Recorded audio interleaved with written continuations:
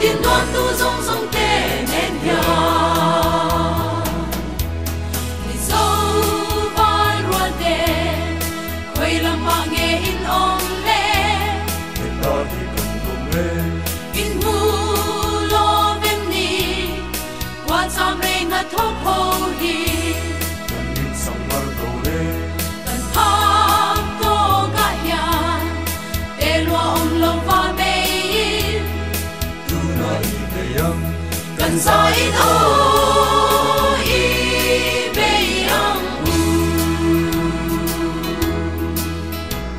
cần vang khuôn sao khuôn tin hơn chút về ly tròn trôi bao ngày bar dùng á thà rung thọ chu là chun nu a bang thế si long quan tục cho thọ tiết tu rin mê ya đi sâu vai ruột đê quay làm mạng nghe in ôm lê bên ta thì cần ôm lê in mu lo bên ni quan sao rây na thóc hồ hi cần in sông mar tô lê cần tháp tô cả nhà để lo ôm lo và bê cần sai ôi về ông Ole kabulami hi pu Joseph la nun moya ania kanan branch a hian obi ni na chum enge maniza dalo ni to a CC member le sports sub committee secretary po alo ni to chin ani komna hun toy te kan nei lok don ani pu zanin kanan branch wai me rising day tho thum na kan man mek hi enge mu ve da mi lo shi o thil lom om tak nin ka sia thil lok tak ni pon ka sia ke ni suai tu hlui chin tan pe chon alung len thakin thang thar zel te tan po chin chun jom zel tak nin ka sia e aro pi ka ti khop mai i hun min pe ka wain kan lo me ko le ka lo me ole kabula hian kanan branch wai me a obi chum enge manizat lo ni to pusila ro sanga puwalte a kabula hian a om me ka zona tlem te kan han zo don ni Puzan in kanan branch wai me rising day tho thum na kan man mek hi anuam te tem nuam ka ti khop mai a hlok tha ka tiam hu nom po ka ti tin chu ti rol chuanin kanan veng volleyball central wai me te kan lo cham to volleyball te football te tuna kan ti me ko hi enge players te rol na pangzok te pon improvement an nei na tur ani karinga amunam kati anuam kati khop mai i hun min pe ka wain kan lo me ke pole kapui ming le section om na milash puwanan hlua kania apar kanan section na tangin local kumsang ni somni panga kanan branch wai me rising day tho thum na hi ege huda oh he kan roi tu te hianin kumin rising day pol hian program hin duang thiam katia ei zaina po helai join wai me hola film le nuam ti takin section member te vengchung mi puiten kan mangnin kan ria chat tok te kho harin tek chu kan han om takna in hei mi tam tak kan kal khoma anuam kan ti tlang viau in ka ria kan lo me ke po lo me in omna section melo shil middle canal upper canal kumsang ni som ni pangawai me kanan branch rising day tho thumna kan hang me kania enge zanin hi in hudan anuam khop maya mai ro chu karan tel ve man lowa awang chu kho harina nu le pa za na ni kan kalawangin karan khel ve man talawani chu pinang enge zanin hi i hudan min lo shil ve reng reng anuam katili tok mo hetiang hi man fo cha kan ni kati kan lo me cái ni pole ole kabulami hi pu gospel leram dina ani hi section leader chan vote po lo chel to thin ania tuna hen executive committee member ani meka komna hun toite kan hanglak don ani pu zan in wai me rising day tho thum na hi enge hi mu ve dan milo sesak ama sabera chon anuam khop mai katia hei mo phuna sang nei tu te pon an mo phuna te an len thaviau na hriata chu mai ba ka section sang section pali ten kan phur tlang le na hriata mi pui kal khom te po oi member kal khom te kan than hem a lo tling viau in ka hria wai me rising day chungchang a hian thu soibel du te inei chuan soi tur tam taka om thenga maro chu toy ten hei nia kanan branch oi me in rising day voice somwa pani na kan han theng ta reng mai nia pathian min suaina pathian om puina kan chan jong zo alo mom ka tia ro pui ka tia chuan hei kar top lama te hianin concert tele chu tiangin veng chunga mi lo tling te zirna konga tele thil sang mi lo tin te choi moina hun te po kan lamang dona heng sang sport te le tiang zan lama concert te chu tiang alom na hun sang man te kan chuai tu ten ruam man na an siam thiam ka tia rising day hi kan man na konga te po a lo ting leng ka sia ani humin pe ka vain kan lo me okay po ka lo me ole kabula hian middle kanan section secretary of meka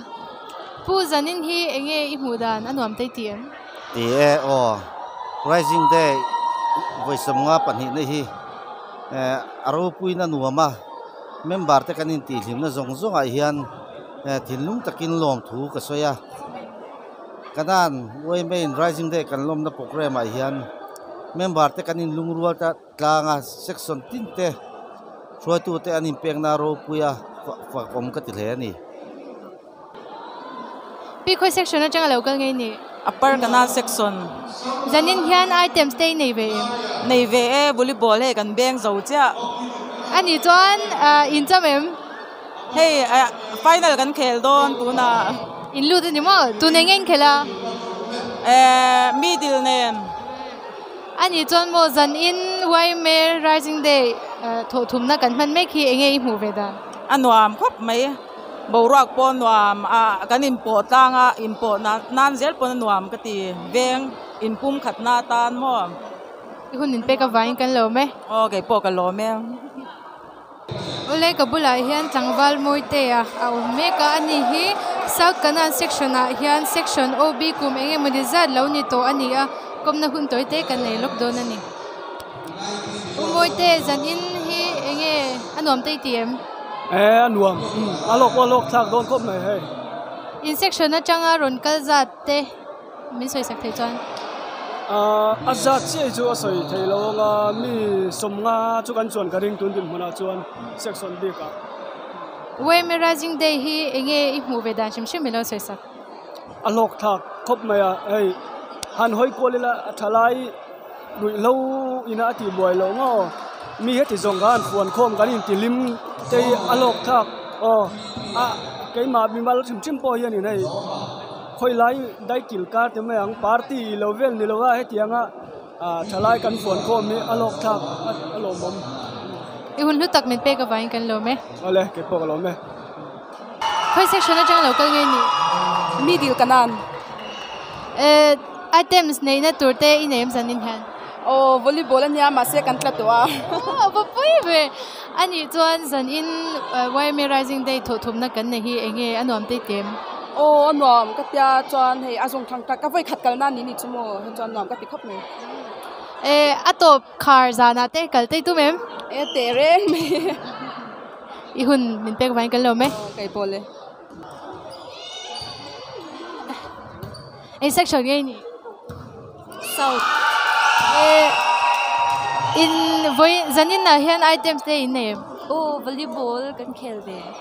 In zau to mi. Zau cha. In name. Ne. Tu tên anh in khel. Ni di kanan te ne.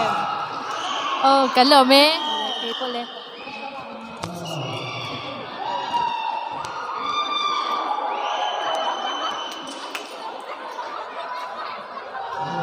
Kapi khoi section na changa local ngay ni. South Kanan chang Dân in way me Kanan branch Rising Day thổ thum na kan man hi engei mu vedan. Nuam kan tilutu Kanan ve wai me member in mangai lo tam tak ka bua. Nga in tho ho na cha in pum khat na cha zok min ten sak don ka cha. Tang sport chu azong sang klak. Ki zau se mo wai me han ka ti. Hunin pe ka vai kan lo me. Ko ka lo me. Chanu. Khoi section na changa local ngay ni a. Lower Kanan section. Lower. Dân in hi engei anuam ten tiem. Nuam kan tilutu ka boring man lo. Nuam lu tuk rồi. Nghe. Nuam lu tuk. Chanu nang nuam me tiem. Munam khop me. Kan lo me. Ke pole. Kapu khoi section na changa local ngay ni. Lower Kanan. Ipolte nijing kha da ring khelin ka sha in cha game. Van đuôi anh trăng tan gì ngay. Aba poi veo ani jon. Lower hi su kan van đuôi thei rim sim ma. Zanin wai me Rising Day a tho thum na kan man me khi enge anom tai tiem. Nuam khop mai rim khop mai hay. Soi bel turte inei cha mi lo soi bel saksa. Cái này thành lỗi à. Kan lo we. Cái bỏ lên. Wai me Rising Day tho thum na kan man me khi ip mu dan men lo shilve. Anuam khop mai a level po asang rinain in khel vel te sim le a contact sport khel ho te po hi ram anga lang hi section sport lection an lo om trewa a mu nam san pa ve sim ani. Wai me Rising Day chung cha nga hian soi bel tu inayem. Ikan Rising Day lom na sport hi a lo ting ve ka sia a sport sim chu da thatai la member ve kan lian to machine kan lo tam ve to member in pot la nan te tha member ka a sport lai chu ko en sor zin tai la ai volleyball chu lo game sang a hian lo in thup player le sport mi nulat lawal thadeu platform an nei lo wanga kan lo hriat lem lo cher zui tu rang chi khan om treu toin ka hria a hlotlin na ani telin ka hria chu Hunin pe ka vain kan lo me. lo ma Pui ming min lo shil thayem. Zaire moya ani Tu na hian eng section angai om. Upper Kanan section Tu na wai me Rising Day kan man me khi ip mu dan min lo shilve. Rising Day hi a lotling khoping ka hria ni kumasa golden jubilee te kan lo ma ni kumlama an than mul sia ta wangin in ti hlim na an nei hlei thei to lo he kumina tho thum in kanan a tho thum na ani ta tu na mi po hi a loting via wing ka hria zanin volleyball te arm wrestling ti te kan ti tu thang te po hi section member ten kan limpui hlein ka hria Hunin pe ka vain kan lo me. Lo me.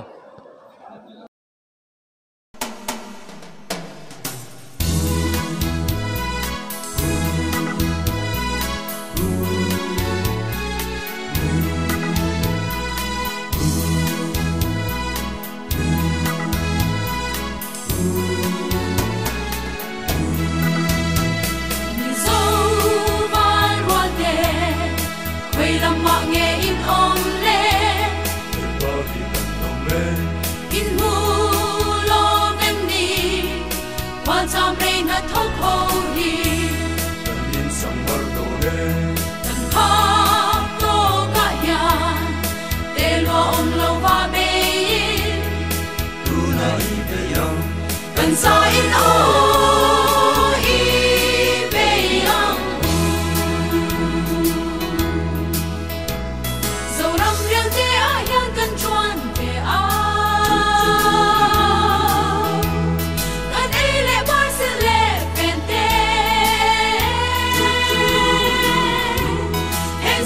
hi khoi lam ma chang a kan nei nge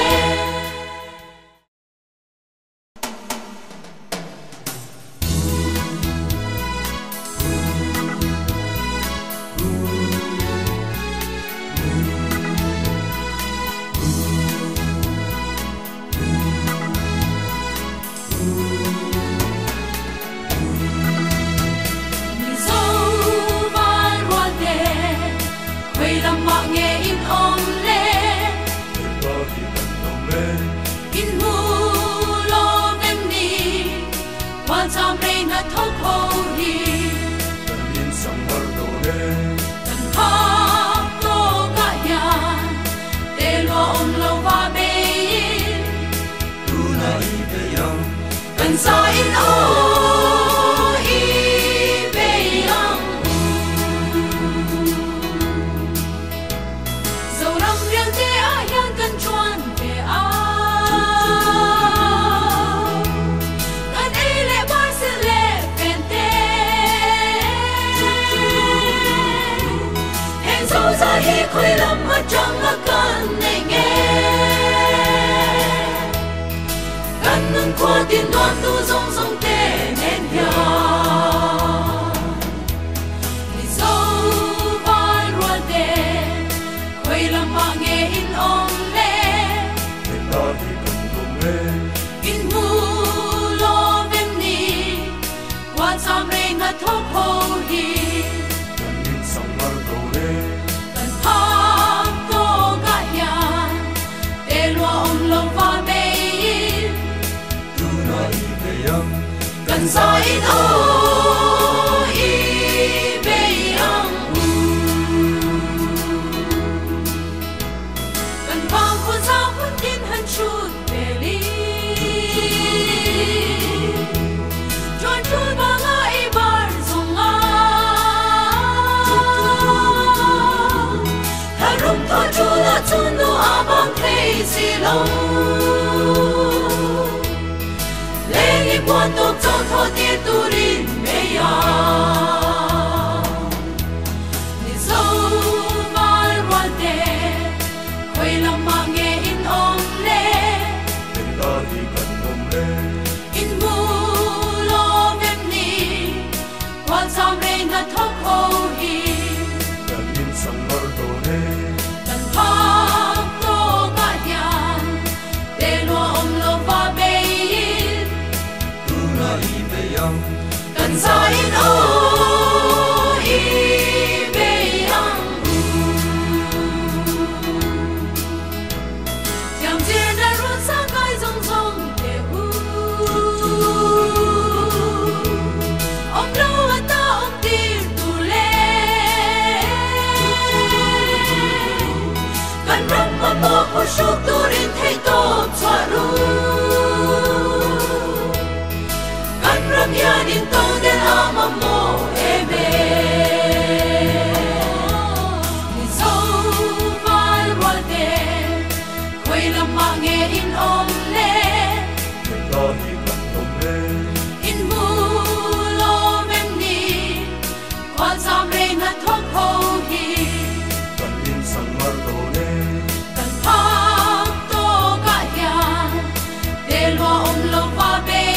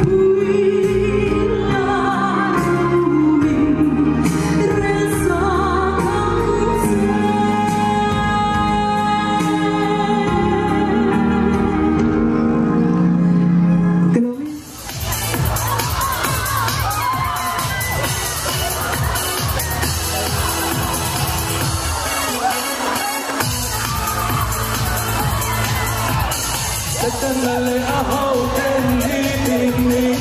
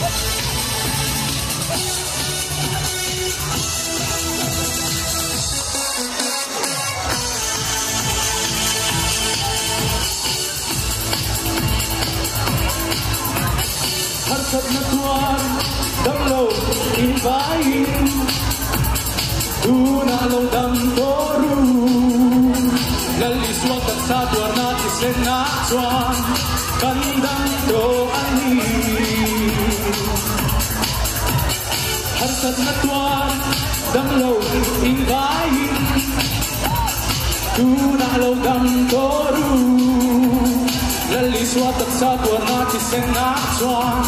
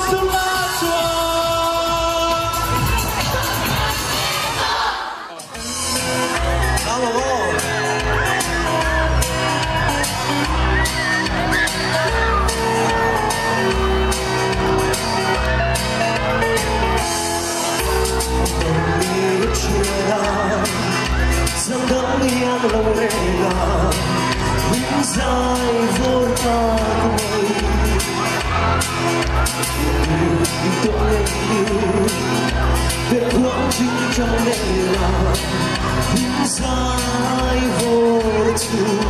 bỏ lỡ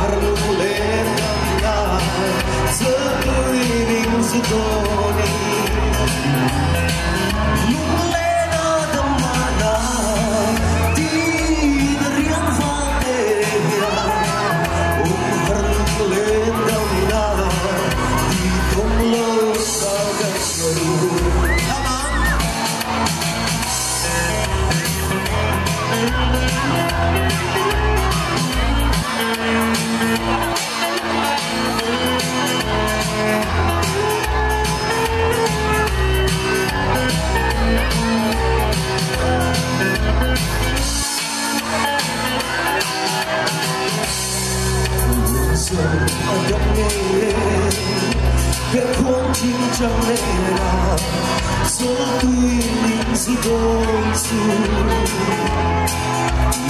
subscribe cho kênh Ghiền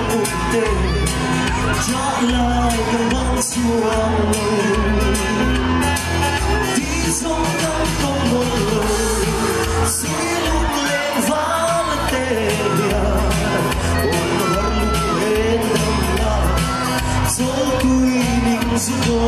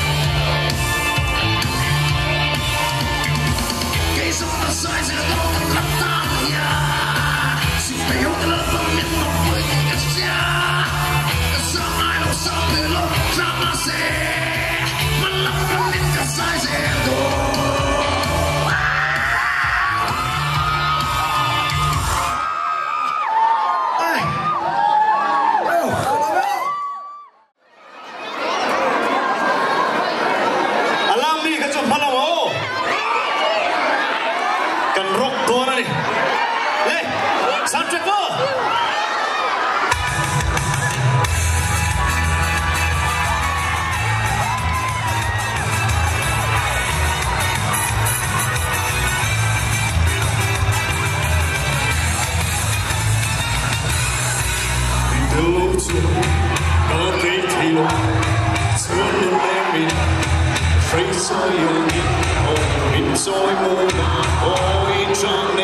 video